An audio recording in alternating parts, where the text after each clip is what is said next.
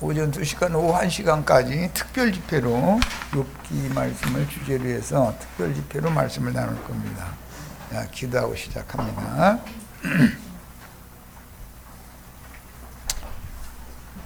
주 예수여, 새천년을 맞는다고 모두가 들뜬 마음으로 맞이했던 시간이 벌써 20년이라는 시간이 지나서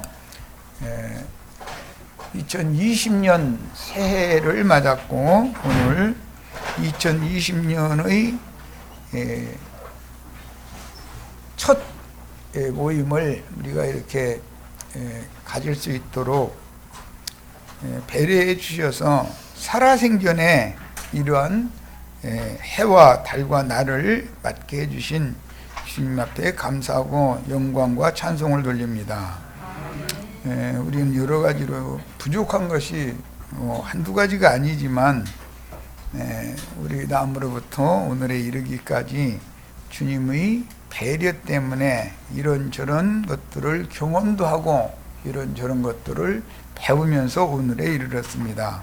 그 중에 특히 교회에 전도를 받아서 영원하신 하나님 세계에 관한 말씀을 듣고 또 성경이 말하고자 하는 중심 주제가 되시는 역사의 주인이신 예수 그리스도는 누구인가에 대해서 많은 날 동안 많은 가르침을 받아오게 하신 거 감사드립니다.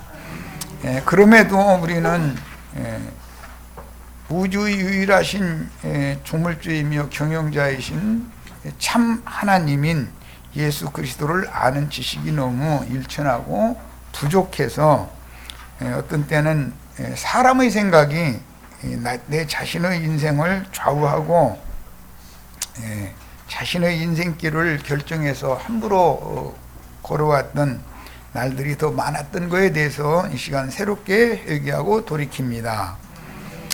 우리는 모두 다 이렇게 행했던 저렇게 행했던 여전히 주의 손안에 있었었고, 주님께서 그런 과정을 거쳐서 더러는 누구는 넘어지게도 하셨고 누구는 일어서게도 하셨으며 많은 것들을 가르쳐서 오늘에 있도록 인도해 주셨습니다. 오늘 새해 첫날 처음 집회에 참석한 형제 자매님들의 심령과 마음에 살아계신 하나님의 일하심이 분명히 계시되어지고 큰 말씀으로 열린 귀를 통해서 들려줄 것을 주님 앞에 기도합니다. 형제 자매님들의 심령과 마음에 주님의 충만한 은혜와 임재가 필요하고 또 이 모임 중에 주의 성령의 운행이 주권을 가지고 집회를 주장하셔서 속세의 모든 분유한 일들이나 잡다한 난관에 속한 문제들 때문에 마음이 막히거나 어지러워지는 귀신의 역사를 물리쳐 주시기를 바라고, 오직 말씀에만 몰입하고 몰두해서 영원부터 영원까지 우주를 경영하시는 예수 그리스도의 그 행사에 대하여 밝은 눈과 잘 들리는 귀를 허락해 주실 것을 주의 이름으로 기도합니다. 아멘. 아멘. 오늘은 이제 2020년을 맞은 첫 집회 시간인데, 마침 그 지난 일요일 날 그 욥기 강론을 간략하게 이렇게 해서 요약을 하고 쉽게 넘어가려고 했는데, 생각 같지 않게 좀 소상하게 알고 싶어하는 지체가 있어서 질문이 마침 있었고, 그 질문은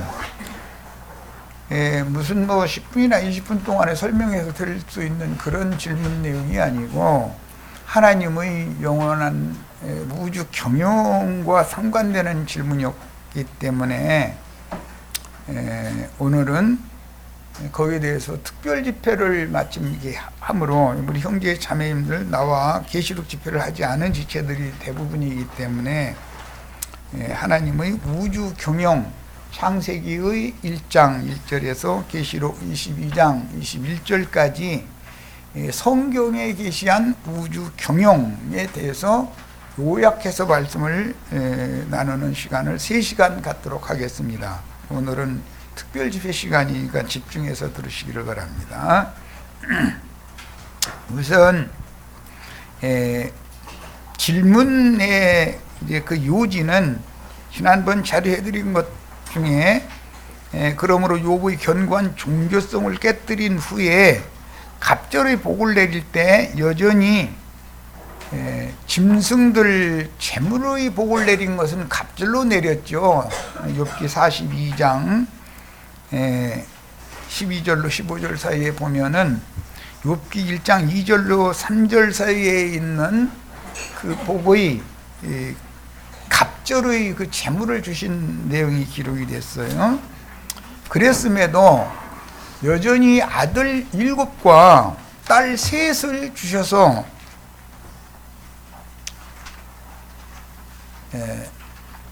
첫 번째 주였던 아들 7과 딸은 저주 아래 있는 자들이었기 때문에 그때 당시 상황으로 보자면 다복한 가정의 아들, 딸들이었습니다.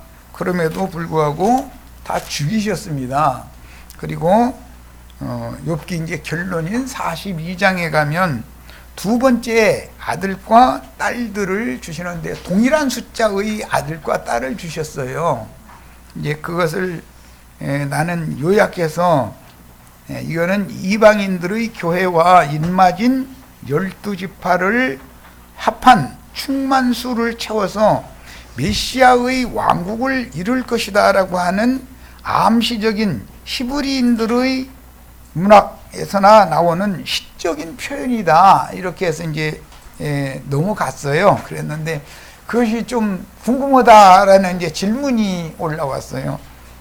말씀을 굉장히 깊이 듣고 상고하는 분이라고 생각이 돼요. 우리도 다 그래야 되겠어요.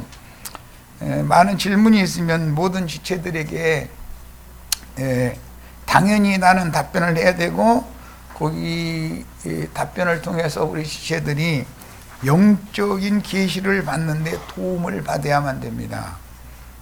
우리 지체들이 어떤 부족함이나 어둠이 많이 남아있는 부분이 있다면 모두 내 책임이죠. 우리 지체들의 문제에 관해서는 주님 앞에서는 내가 책임져야지 본인 보고 책임지라고는 안 할 거 아니에요. 양무리를 맡기실 때는 하나님이 다 뭔가 계산이고 생각이 있어서 누구에게 맡기는 것인 건데 맡은 자는 충성을 다해서 최선을 다해서 해야 되는 건 뭐 너무 당연한 거죠. 그러니까 모든 우리 지체들의 여러 가지의 어떤 문제들이 있다면 그것은 주님 앞에서는 당연히 인도의 직분을 위임받은 내가 책임을 져야 되는 거예요. 그런 사명감이 있기 때문에 오늘 특별 집회를 구상하게 됐어요. 우선 우리 지체들 알아듣기 쉽게 예수 그리스도가 세상에 보냄을 받으려면 그때가 차야 되는 것이다 라는 말에 대해서 이해를 잘하고 계셔야 되겠어요. 구약성경 창세기 1장 1절에서부터 계시록 22장 21절까지 성경의 중심 주제, 중심 인물은 누구를 말하는 거죠? 이 성경이 모두 누구에 대해서 말하는 거예요? 예수 그리스도에 대해서 말한 거예요. 창세기 1장 1절의 태초라는 단어가 나오면 태초는 예수 그리스도를 말한단 말이에요. 아멘 주 예수요. 아멘은 누구를? 예수 그리스도를 말하는 거예요. 자, 시작과 끝을 지금 간략하게 말씀드렸어요. 모든 것은 시작이 있고 끝이 있는데 당연히 과정이 있을 것이고 시작, 과정, 끝은 모두 예수 그리스도에 대해서 말을 하는 거예요. 이것을 성경이 계시하고 있어요. 그러면 구약 성경의 예언, 모형, 예표, 그림자는 실상이신 예수를 통해서 역사상의 이유를 나타내야 되는데 아무 때나 그러면 예수가 오느냐? 예언된 때가 차야 된다 이 말이야. 그 예언된 때가 찬다는 건 구약이라고 하는 것은 창세기 1장 1절에서 요한이 와서 내 뒤에 오시는 이는 나보다 능력이 더 많아서 성령으로 세례를 주실 분이다 라고 말씀을 하신, 소개를 받은 그분이 이스라엘에 드러내시기까지는 때와 기한이라는 것이 차게 마련이다 이거예요. 모든 사람들은 구약시대에도 때와 기한에 관해서 믿는 이들은 지대한 관심을 가지고 있었어요. 당연히 예수님에 대해서 말씀하신 것이 구약성경이었어요. 어느 때를 지시하는지 상고를 했는데 천사들에게도 비밀로 했지만 사도들에게는 이것은 예수 그리스도의 때를 말한 것이구나 라는 것을 가르쳐 주셨단 말이에요. 이건 계시로나 알 수 있는 문제죠. 그런데 예수님이 또 때와 기한이 있다는 것을 예언을 하시고 인자가 다시 올 거다라는 것을 예언을 하셨고, 다시 오셔서 이루실 일도 이루시기 시작하는 시점으로부터 시작해서 완성되는 시점까지의 말씀을 신약성경으로 다시 예언을 했기 때문에 때와 기한이 또 한 번 성취되어져야 된다라는 말이에요. 그러면 이것은 보통의 문제가 아니죠. 그런데 이제 교계에서는 이런 것을 증거하려고 그러면은 색안경을 끼고 대뜸 보고 그 이단이던데, 이상한 말 하던데, 때와 기한에 관해서는 아들도 모르고 천사들도 모르고 아버지만 하신다겠는데 이 구절을 들고서는 되는 거예요. 그러면은 얘기하고 싶어도 못하죠. 이단으로 몰리지 않아야 되니까.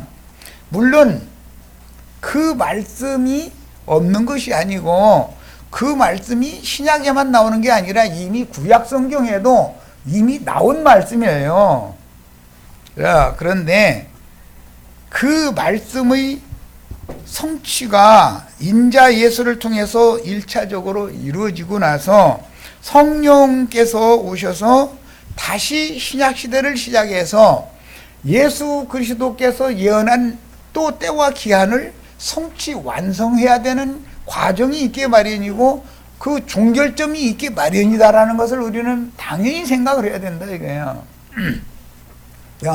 그런데 그 종결점에 대해서 비밀로 붙여놨다 이거예요. 그런데 아무에게나 다 비밀로 붙여놓느냐, 그렇지 않고 열어놓은 사람이 누구에게는 있느냐라는 것이 이제 중요한 문제예요. 성경에는 항상 계시 이상에 대해서 하나님의 책을 누구에게는 봉함에 두고 누구에게는 열린 책을 준다는 말씀이, 다른 말씀이 또 있기 때문에 아들도 천사도 모른다는 말만 주장할 것이 아니라 그 말이 없다는 게 아니에요. 구약에도 있고 신약에도 있어요. 그 말만 볼 것이 아니라 그러면 누구에게는 봉함에 두고 누구에게는 열어주시느냐라는 것도 양면을 합당하게 추구를 해야 되지 않냐 이 말이에요. 어떤 말씀을 무시하면 안 되잖아요. 어떤 말씀이 있다 해가지고.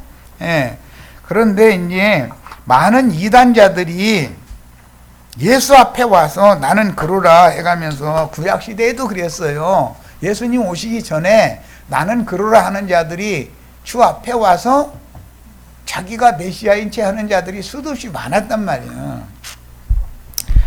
이와 마찬가지로 신약시대에도 어줍지 않은 많은 거짓 선지자들이 나타나서 매 세대마다 나타난 거예요. 이 시대만 나타난 게 아니고 나타나서 나는 그러라 해가면서 많은 사람들을 이끌어서 자기를 바라보고 자기를 따르게 하는 자들이 있어 왔다 이거예요.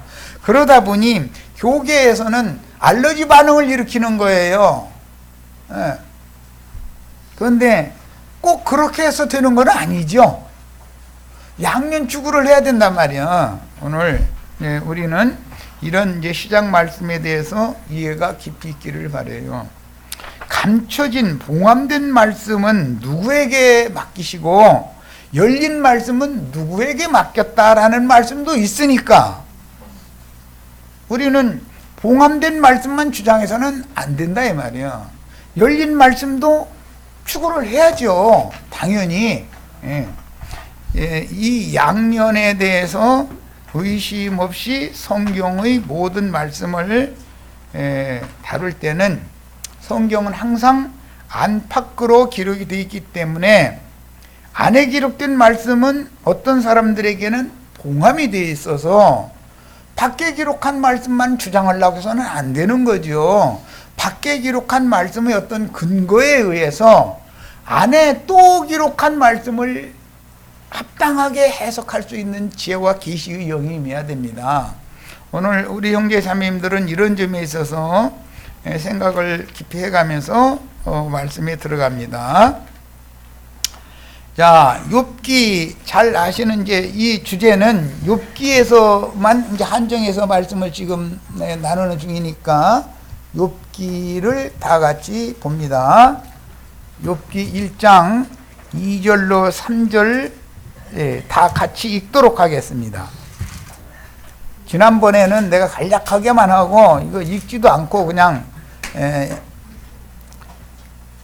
욥의 견고한 종교성을 깨뜨린 후에는 갑절의 복을 주셨는데, 재물의 복은 갑절로 주셨는데 자식의 복은 동일하게 주셨다. 그건 말하고자 하는 어떤 시적인 뜻이 있는 것이 아니냐, 이것을 중점으로 지난 첫 시간에 말씀을 드렸던 거예요.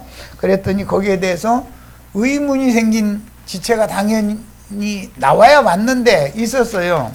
나는 좀 넘어가고 욥기가 끝나면 자연히 알게 된다 생각을 해서 넘겼던 건데, 오늘 신년의 첫 집회니까 특별 집회로 이걸 이제 준비를 했어요. 궁금증을 미리 조금만, 이게 좀 내 생각이에요, 이거는.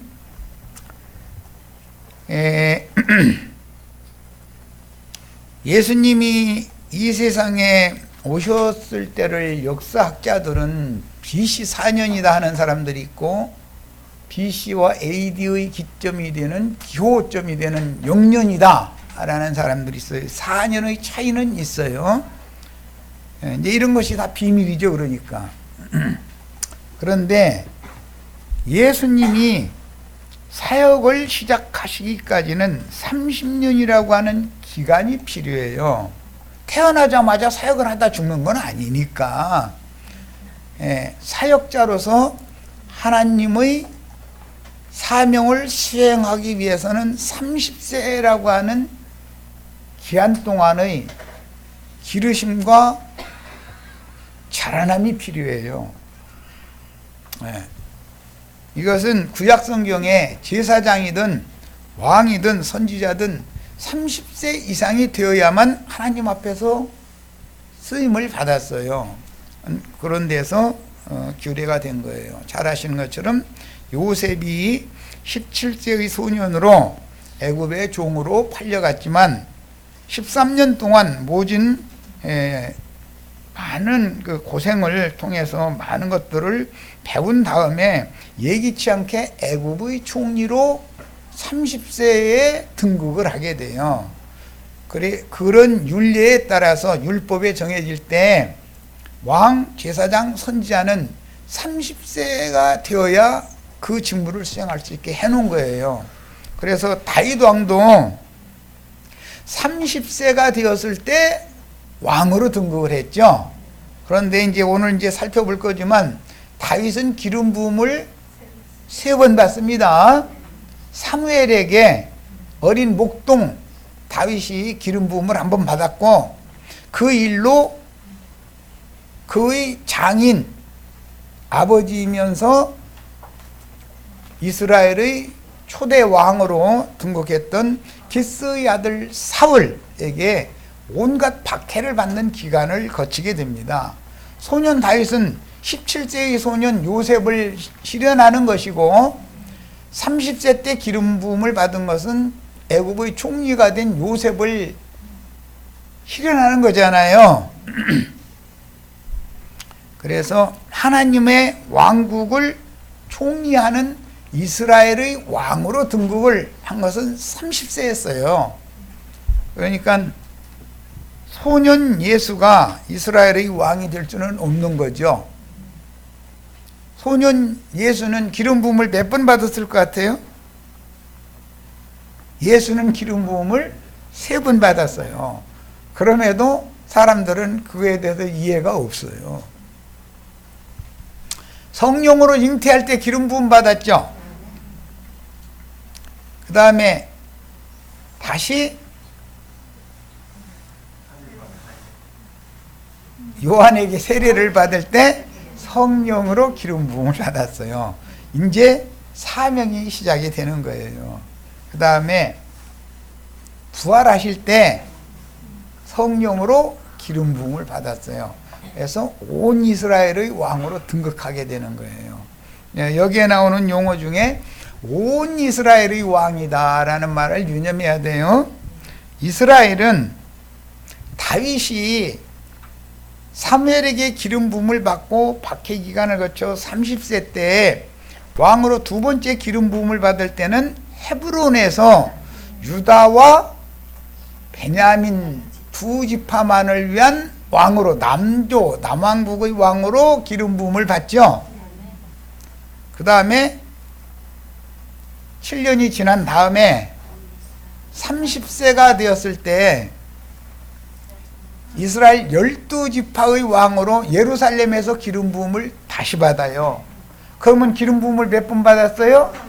3번을 받았어요. 자, 이것은 예수님의 인생에 대한 비유다 그런 말이야. 요셉이 예수님에 대한 모형이죠. 다윗 왕은 예수님에 대한 모형이에요. 그래서 이스라엘은 대대로 다윗의 자손 메시아가 올 것을 기대했어요. 그 말은 다윗 왕국이 반드시 역사상에 재현된다는 걸 믿었다 그 말이에요. 다윗은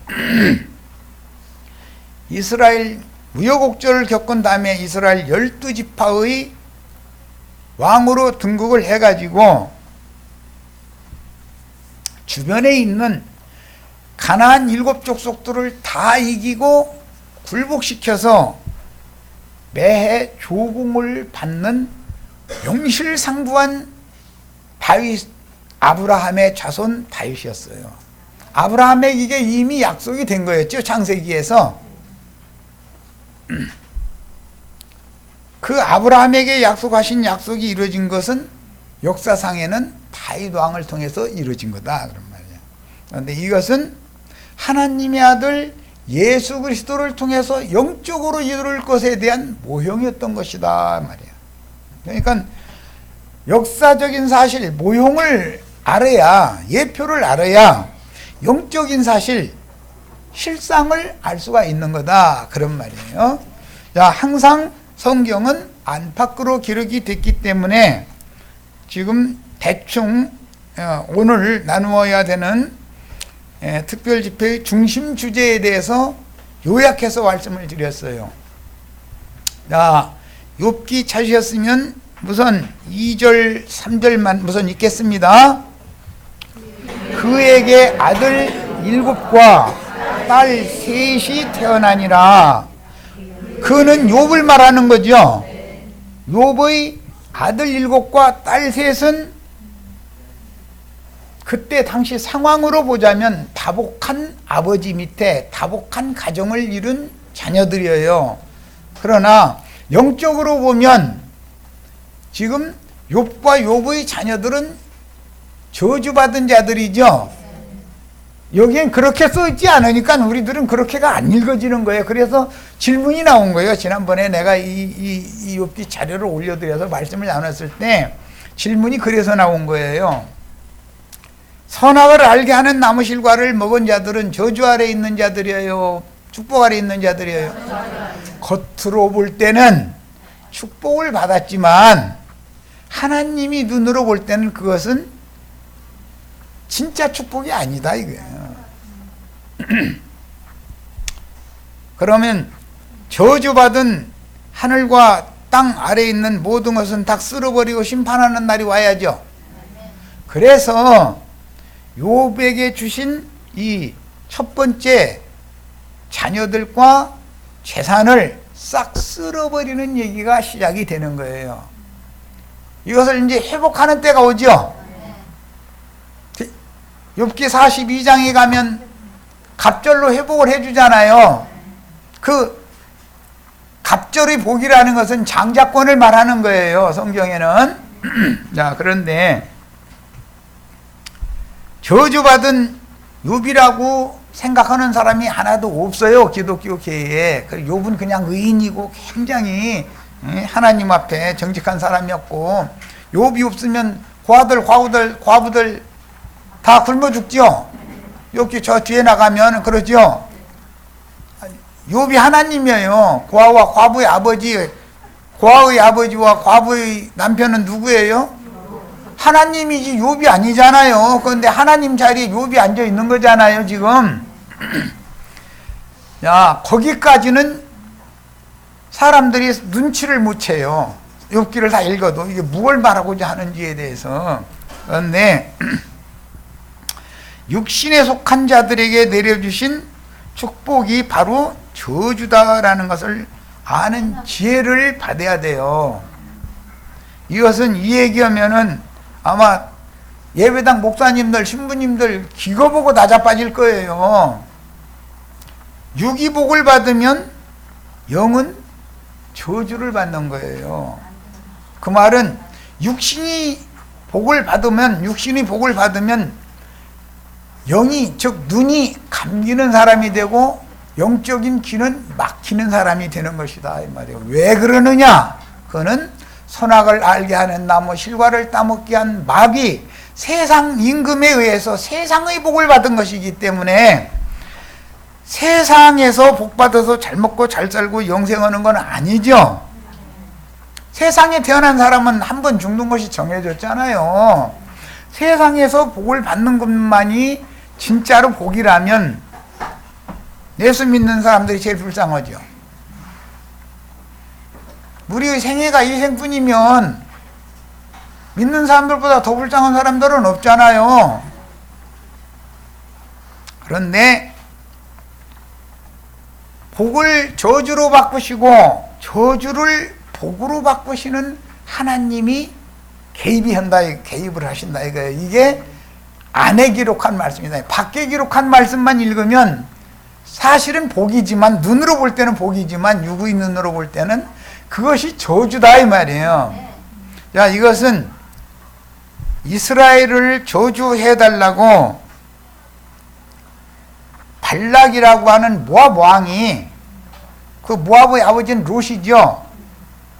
어머니는 큰딸이고, 잘 아시죠? 모압 왕 발락이라는 사람이 강변 부돌에서 사는, 강변이라는 유브라데 강변이단 말이에요. 유브라데 강가, 즉 오늘날로 말하자면 이라크 지역이죠. 저기 소아시아에서 남북을 관통해서 페르시아만까지 쭉 유브라데 강이 이렇게 흘러가서 관통하고 있죠. 그 중심이 바그다드 성이단 말이에요. 오늘날은 이라크예요. 중동 지역의 지리를 지금 약간 말씀드린 거예요. 그 강변이라는 것은 동방 사람이다 그 말이에요. 동방 사람은 아람 족속이죠. 오늘날로 말하자면 이라크 사람들이에요. 역사상에는 페르시아 사람들이죠. 파사 사람들이에요. 자, 메데 파사 사람들이에요. 그런데 그 지역에 유명한 선지자가 하나가 있었는데 그 사람이 발람이라는 사람이에요. 욥기에는 동방 사람 중에 현자였던 욥이란 말이에요. 욥과 세 친구는 발람과 발람의 동무 거짓 선지자들을 상징한 말이다 이 말이야. 욥이 거짓 선지자냐고 이제 이러고 놀라실 거예요. 예. 땅의 복을 받은 욥과 욥의 세 친구는 똑같은 동방 사람 중에 족장들이었기 때문에 육의 눈으로 보면 그보다 더 행복할 만한 사람들이 없어요. 그런데 하나님의 눈으로 볼 때는 이거는 전부 하늘이 보낸 저주를 받은 사람이다 이거예요. 그 사람들이, 욥과 그 세 친구들이 욥에게 하나님이 사탄을 보내서 욥의 재산을 싹 쓸어가더니 10 자식들을 하루아침에 다 죽여버렸죠. 그래도 욥이 선악을 아는 지식에서 떨어지려고를 안 하니까, 분별을 못 하니까 욥 자신을 쳐버려요. 그래서 욥 자신까지 그때 당시로는 가장 큰 저주라고 하는 문둥병에 걸렸어요. 그래가지고 진물이 온몸에 찌걱찌걱 진물이 나는데 기왓장 쪼개가지고 그거 긁고 있더라는 거잖아요. 그러니까 그걸 보니까 누가 와서 저주해요? 아내가 와서, 당신이 믿는 그런 하나님이라면 하나님을 저주하고 뒤져버려. 그러고 욕했죠. 최후로 마지막으로 남편이 버림받는 건 누구한테 버림받아요?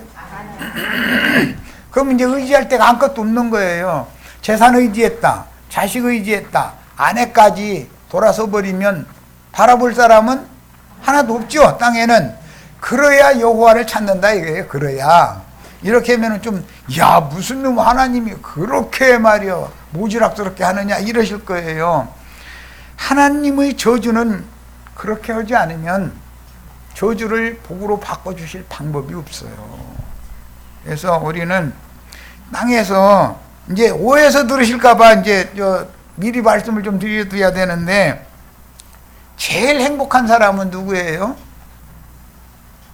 땅에서도 잘 되고 영적으로도 잘 돼야죠. 땅의 기름짐과 하늘의 이슬을 함께 받아야 되지 않냐 이 말이요. 야곱의 축복이 뭐예요? 야곱이 장자의 축복을 받은 건 하늘과 땅의 모든 복을 받는 거잖아요. 예수님이 구속을 이루신 다음에 성령으로 재림하실 때 난 하늘의 복만 주러 왔다고 했어요? 하늘과 땅의 모든 권세를 아버지께서 나에게 맡겼다. 하늘의 복도 땅의 복도 예수님이 갖고 계시죠?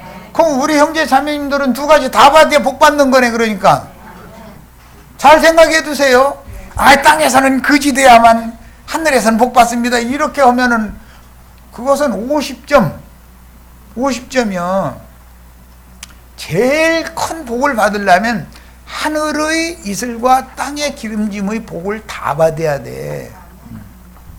그런데 보편적으로 하늘의 이슬은 날마다 듬뿍 받는데, 땅에는 아담이 범죄하니까 땅이 저주를 받았죠. 땅에 저주가 임하면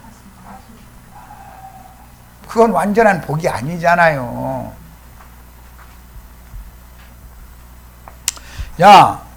그래서 나중에 그 아담의 후예인 장자 가인의 길에 행하는 자들과 아벨 대신해 주신 셋의 길에 행하는 자들의 신앙 노선이 이제 갈라지는 거예요. 여기에서 우리는 보편적으로 세상에서는 세상 사람들이 존경하고 우러러보는 욥이나 세 친구들과 같이는 안 됐으니까, 이미 그렇게 안 돼 있는 걸, 타고날 때부터 그렇게 안 된 걸 그 원망하면 돼요, 안 돼요? 욥이 저주가 자기 몸에 임하다 보니까 자기 태어난 나를 저주하죠. 자기 엄마 왜 젖꼭지 물려서 나를 길러놨느냐, 칵 죽여버리지 않고서. 그러가면서 엄마 젖꼭지를 원망하죠. 그럼 돼요, 안 돼요? 이걸 잘 생각해 보셔야 돼. 욥기를 이해를 하려면 성경 전권에 대한 이것은 신학이거든. 이게 욥기라는 것은 신학이에요. 신학. 실한 거예요, 이게. 그런데 사실은 욥이 선악을 아는 나무실과의 도구로 심취되어 있는 사람, 즉 그때 당시의 신학 박사다 이거예요. 동방 박사다 이거예요. 동방 박사. 그런데 나머지 세 박사가 와서 욥하고 변론을 하는 거예요. 자기 신학 나름대로 신학 교리를 가지고 누구 신학이 더 으뜸이냐 이거예요. 그런데 신학적으로 이론적으로 세 친구가 욥을 당할 수 있더라는 거예요, 없더라는 거예요?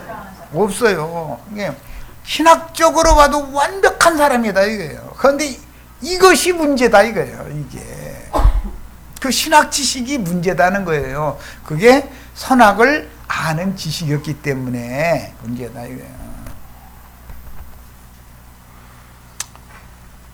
성경에는 선악을 아는 지식을 2번 기록을 하고 있는데, 자연인이 흙에서 지음을 받은 사람이 선악을 아는 지식을 얻는 건 뱀의 미혹을 통해서 얻게 되죠.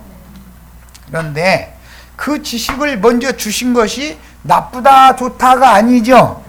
그것은 유익한 것이지만 당장 그것을 오남용하면은 저주가 임한다, 지금 이 말이단 말이야.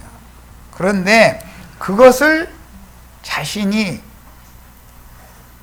몸으로 의의 말씀으로 경험을 해서 선악을 옳게 분별할 줄을 아는 참지식이, 지혜가 주어진다면 그게 갑절의 복을 받는 거다, 이 얘기를 하는 거예요. 좀 어렵죠? 그런데 내가 지금까지 서원적으로 이렇게 서술적으로 설명하는 이 말이 어려우면은 이것을 더 쉽게 설명하기는 어려워요. 나도 세상 교계의 조직 신학은 필요 없다, 필요하다? 필요하지요. 필요한데 그걸 오남용하면은 저주의 저주가 임하는 것이고, 그 신학이 영적 적용으로는 어떻게 되는지를 자신의 것으로 취하면, 생명으로 취하면 갑절이 복이 된다, 지금 그 말이에요.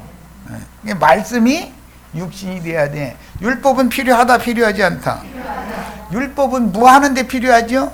내가 욥이라는 사람이 율법자, 서기관, 바리새인들을 대표하는 욥의 친구들을 보내서 계속 정죄를 하게 하신 것은 뜻이 있는 것이다 이거예요. 그것은 욥아, 네가 의인이고 선인인 줄 알고 있지만 그건 거짓, 네가 속고 있는 것이고, 너는 마귀 자식이 아직 마귀 자식이고, 이건 마귀라는 말은 욥기 이제 저 38장 이후에 가보면 악어나 하마 등으로 이렇게 번역을 해놨어요. 그 다음에 들개, 여우, 이리 등 이제 이런 거예요. 그런데 그것은 마귀의 영과 마귀의 정신을 받은 사람이다 이거예요. 상징이요. 자, 그러면 그건 저주 아래 있는 사람이죠. 엘리후와 여호와의 말씀을 영으로 듣고 생명으로 받아들이면 갑절이 복이 임하는 거예요. 지금 그 얘기를 한 거예요. 예. 그래서 욥과 그 친구들은 다 신학자들이에요. 예수님 당시에는 율법사, 서기관, 바리새인들이에요. 그런데 그들이 화했을진저가 반복되죠. 그들은 지옥 판결을 받아요, 천국 판결을 받아요? 결론을 아시겠죠? 그런데 하나님께서 갑절의 복을 주시기 위해서 그에게 엘리후와 여호와의 말씀을 듣게 하시고 들리게 해준 거죠. 귀가 뚫린 거죠. 들리게 해주시고, 듣고 나니까는 무지한 말로 참된 이치, 진리를 가리는 자가 누구겠습니까? 네가 정말로 그렇게 대장부라면 허리띠 동여매고 나하고 한번 맞서보자, 여호와께서 그랬죠. 그리고 나서는 여호와께서 차근차근 말씀하시니까는 다 듣고 들렸죠. 눈이 열렸죠. 그러니까 이에는 입이 10개가 있어도 할 말이 없습니다. 무지한 말로 이치를 가리는 자가 나였습니다 라고 고백하죠. 다 그렇게 되시기를 바라요. 세상 지식으로는 너무 출중한 사람이었어요. 그랬는데 그 세상 지식이 하나님의 지식을 가리는 역할을 했다, 이런 말이에요. 그것을 나중에서 깨달은 거예요. 아, 내가 너무 무지했었구나.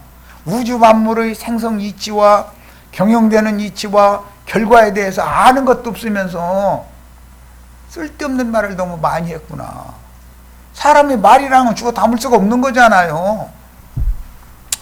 그래서 그것을 진실되게 뉘우치니까 그 회개를 하나님이 연락해 주시고 나서는 네 친구들이나 너나 다 똑같은 놈들이요. 너만이 문제가 아니라 네 친구 놈들도 똑같아. 네가 깨달아서 뭐 네 친구 놈들을 위해서 네가 제사장으로 좀 할 수 있니? 그러니까 그러면요 그렇게 해야죠 하고서 제사장이 됐다는 거예요. 그래서 친구들을 위해서 제물을 갖다 드렸더니 하나님이 그 제물, 욥이 바치는 제물을 연락해 주셨다는 거예요. 그러면 친구들도 욥처럼 회개하고 돌이킬 수 있게 해줬다 그 말이에요. 오늘 나도한 형제가 이 일을 하고 있는 거예요. 자, 이제 여기까지 일단 선을 말씀드려 놓고 이번에는 욥기 1장 3절 읽어 갑니다. 이것은 이제 재물이에요. 그때 당시 그의 소유물, 이건 재물이죠. 양이 7,000마리요 낙타가 3,000마리요 합하면 1만 마리죠. 1만이죠. 그 다음에 소가 500결이요 암나귀가 500마리며 합하면 1,000이죠. 그리고 종도 많았으니 그것들을 다 목양을 하고 기르려면, 목축을 하려면 종들이 많이 필요하겠죠. 이것은 구약의 여호와 하나님이 이렇게 부요한 하나님이고 구약의 하나님이 이런 많은 재산을 소유한 분으로서 모세와 엘리야까지 많은 종들을 부리는 분이다. 지금 그걸 상징하는 말이에요. 구약의 하나님이 이렇게 부요해요. 그런데 갑절의 재산으로 받아가지고 더 완벽한 부요를 누리는 분은 실상은 누구? 예수 그리스도는 구약의 하나님보다도 더 큰 복을 받은 분이다. 복의 근원이 예수다. 복의 종결점도 예수다. 지금 그걸 말하고자 하는 것이 욥기예요. 성경은 전부 누구에 대해서 말한다? 예수 그리스도에 대해서 말하는 거예요. 자, 이번에는 욥기 42장 결론을 가서 읽고 잠시 쉬었다가 이어갈 겁니다. 욥기 42장 12절로 15절까지 읽어보겠습니다. 욥기 42장 12절부터 10절부터 읽겠습니다. 이해를 돕기 위해서. 욥이 그의 친구들을 위하여 기도할 때 지금 제사 드리고 있는 거죠.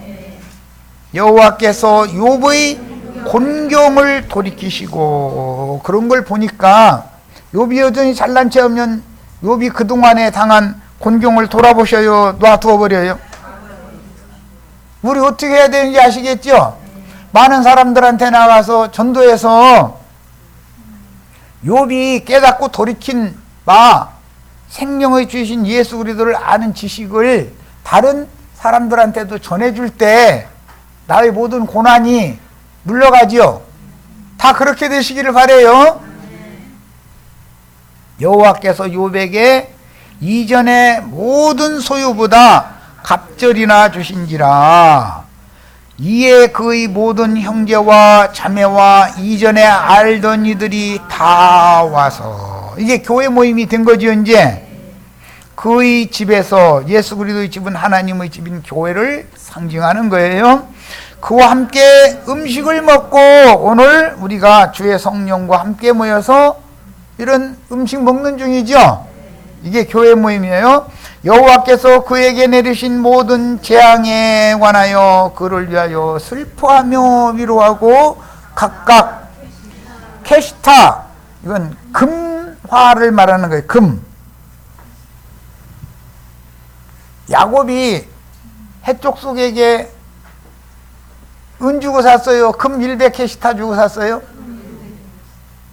지금 말하는 의도 아시겠죠? 자, 금화로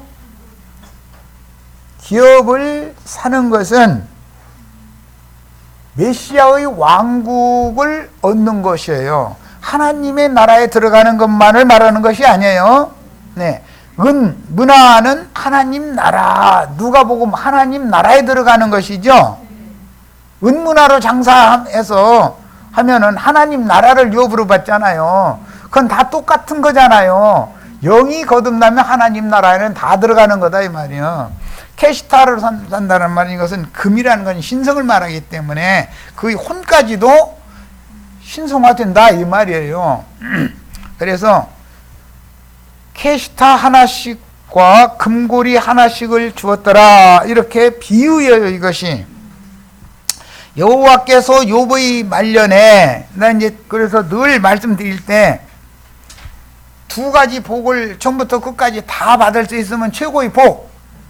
그런데 두 가지 복이 안 되면 한 가지 복만 잡아라 라고 주님이 말씀하시면은 젊을 때는 고난을 당할지라도 늙을 말년에는 부요를 누려야 된다. 내가 이런 걸 여러 번 말씀드렸어요. 그 욥기를 생각해서는 말이에요, 늘. 예? 우리 형제 자매님들은 어릴 때 젊은 날에는 많은 연단과 시험을 당할 수 있지만 그러나 그것이 생명화되어져서 노년기에는 복을 누려야 돼요. 예. 그런데 갑절로 복을 누려야 된다 이거예요. 갑절로. 예. 육신으로도 평안한 인생 살아야 되고 영적으로도 부요를 누려야 된다 이 말이요. 갑절로 하늘과 땅의 모든 복을 다 받으시기를 바래요. 자, 그래서 여호와께서 욥의 말년에 욥에게 처음보다 더 복을 주시니 그가 양 14,000과 낙타 6,000과 그러면은 천이 갑절이 됐네. 만이 2만만이 되었죠 이제. 예. 그 다음에 소 1,000결이와 암낙이 1,000을 두었다 그러면은 천이 갑절로 돼서 2,000이 됐죠. 자, 여기는 재산을 말한 거예요. 여기에 와서는. 자, 그러면 이것은 질문의 요지했던 구원 얻은 이방인들의 충만수와 인마진 이스라엘 12지파의 충만수를 합한 온 이스라엘의 구원에 대해서 예언하는 시적인 표현이다 이 말이에요. 이제 지난번 자리에서는 여기까지만 해줬었어요. 그런데 이게 무슨 뜻입니까 하고 질문이 왔었던 거예요. 하나님은 유대인의 하나님만이 아니라 이방인의 하나님도 되시니까 당연히 두 민족이 모두가 구원을 얻어서 모든 민족에게 천국 복음이 전파된 다음에 모든 민족이 이스라엘 민족만이 아니에요. 모든 민족이 구원을 얻는 메시아의 왕국 시대를 실현시켜야죠. 이해됐어요? 자, 또 아들 7과 그랬어요.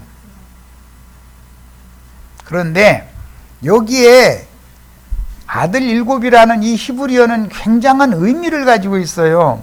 나눠주를 봅니다. 2번 7의 배수의 뜻도 있다. 그럼 실제로는 아들이 14이라는 의미도 포함되는 거죠. 네, 이 히브리어는 이런 비밀이 감춰져 있어요. 그리고 딸 셋을 두셨는데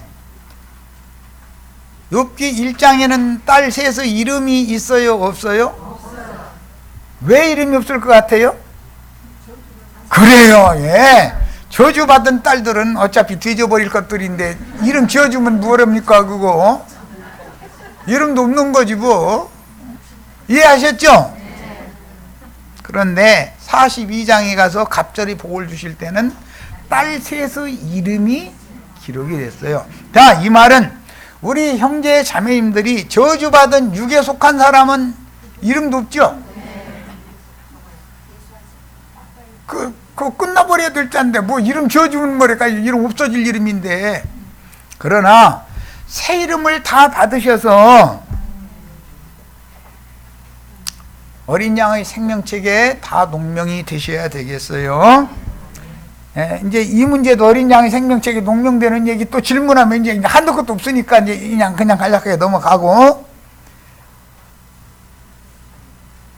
이름을 짓는데 첫째 딸의 이름은 여미마, 둘째 딸의 이름은 그시야, 셋째 딸의 이름은 게렌합북이라는데, 이건 히브리어가 아니고 아람어예요. 사실은 원은. 자, 이름하였으니 모든 땅에서 욥의 딸들처럼 아리따운 여자가 없었더라 그랬어요. 이야, 참, 나 욥의 딸한테 장가 들고 싶어.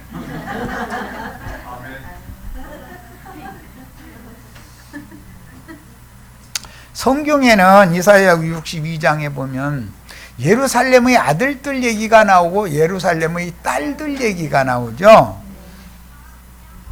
어린 양 예수가 예루살렘과 혼인을 한다 그랬지만은 실제는 예루살렘의 아들들이 예루살렘의 딸들을 취하는 것이다 라고 설명이 돼 있죠. 그러면 우리 형제 자매님들은 나는 태어날 때부터 여잔데 내가 어떻게 장가를 가느냐고 이러고 탄식할 일이에요? 아니에요? 하나님 안에서는 남자나 여자나 차별이 없죠. 혈통적으로는 영이 강하면 남자고 영이 약하면 여자예요. 영적 해석은 이렇게 하는 거예요. 그러면 강한 영과 담대한 마음으로 전도를 잘 하셔서 많은 사람들이 욥이 자기를 정죄하던 친구들을 위하여 기도를 해서 욥의 친구들도 하나님이 받아주신 것처럼 그 일을 잘 하면 그게 바로 장가드는 거다 이거예요. 장가라는 게 뭔 뜻인지 잘 아시죠?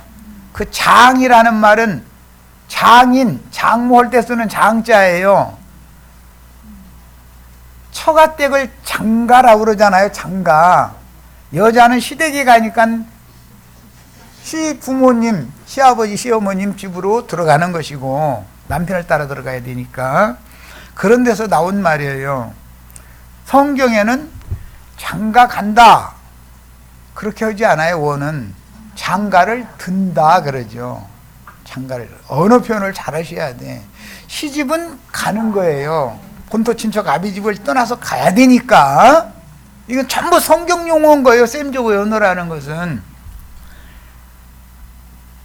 장가를 든다라는 것은 장가에서 아내의 신방을 꾸며주기 때문에 성경에는 7일 동안 잔치를 하는데 신방에 드는 것을 의미하는 말이에요. 장가 든다. 어디에 드는 걸 말한다고요? 장인 장모님이 마련해준 신방에 들어간다 그런 뜻이에요. 그래서 구약성경을 읽으면 아내에게 들어가매 뭐 이렇게 다 돼 있죠. 그런 의미를 이 히브리어의 의미를 잘 아셔야 돼. 성경 읽을 때는. 자, 그러니까 이제 아름다운 이름 세 딸 이름을 기록을 한 거는 육신적으로 아름다운 것을 말하겠냐 이 말이에요. 우리가 따은 머리나 금이나 다른 어떤 것으로 치장하는 것에 관심을 두지 말고 무엇을 아름답게 꾸며라? 마음에 숨은 사람을 아름답게 단장해라 그랬어요. 그러니까 여기서 딸 셋이 그렇게 욥의 딸 셋이 그렇게 이뻤다는 건 마음에 숨은 사람이 예쁘다라는 것을 말하는 거예요. 그러면 저주가 임하기 전에 세 딸은 얼굴이 미웠을 것 같아요? 어디가 째지고 곰보졌을 것 같아요? 그렇지 않았어요. 여전히 예뻤어요. 그런데 그것은 육적으로 예쁘기 때문에 마귀가 자기 것을 삼아요. 사라가 늙었어도 이쁘지요? 그럼 바로가 지 것 삼지요? 그 다음에 또 한 번 아비멜렉, 그랄 왕 아비멜렉이 자기 거 삼잖아요. 늙은 할머니가 뭐가 그렇게 이쁘겠어요? 생각해 보세요. 그러니까 성경이 말하는 의도는 말하고자 하는 의도가 다른 데 있는 거지.